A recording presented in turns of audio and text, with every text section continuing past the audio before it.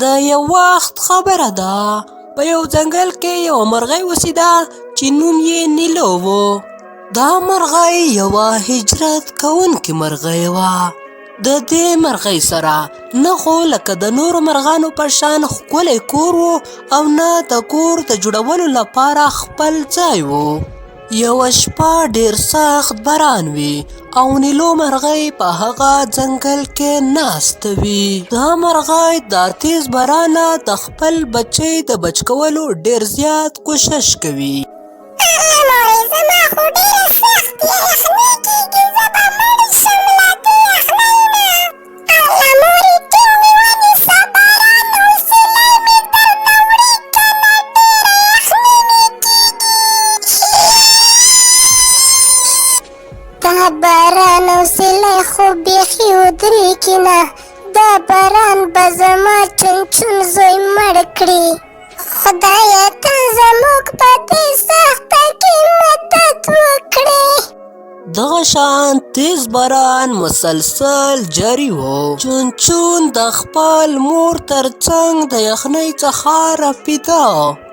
د چونچون مور نیلو د دې بچي لپاره هیڅ نشو کولی، ځکه چې نیلو هم د تیز باران او طوفان ته ډېره بېوسه وه.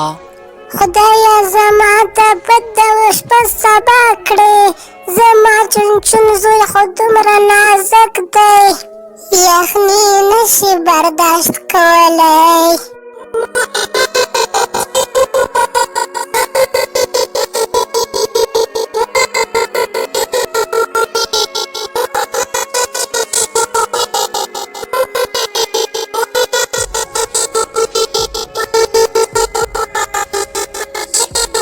دغه شان کله چې سهار شو نو باران همغسې په شیبو شیبو اورېدو او باران اړو د ودرېدو نوم هم نه اخیستو.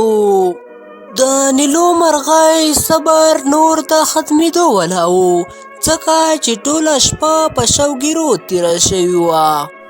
چونچون زویه زما د طبیعت د خرابېدو والا دی، ما کې نوره همت د ختم کېدو والا دی. زویه مور جانې داسې خبرې مه کوه، بیا به زما څه کېږي. مور جانې لږ همت وکړه، بس یو ځل ته به یوه لاره درته میلاو شي چې ورشو. د نیلو مرغۍ سره ډېره زیات تېروي، تر څو د دې د طبیعت د خرابېدو په اساس د طوفان ښکار نشي. خو اخر دا د چونچون سره پاتې او پرواز شروع کړي.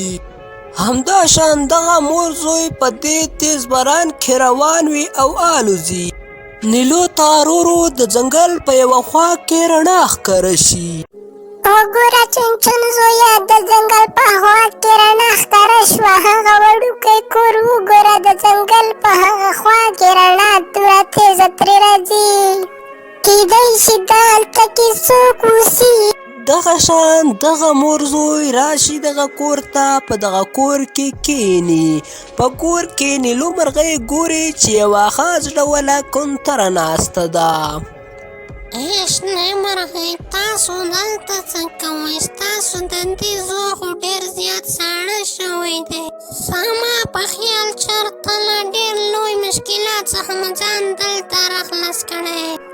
او کنه کوترې، زما نوم نیلو دی، د مرګ نه الله بچ کړو، د ځنګل په منځ کې ډېر زیات طوفان. خور جانې ته هېڅ فکر مه کوه، دغه ستا خپل کور دی.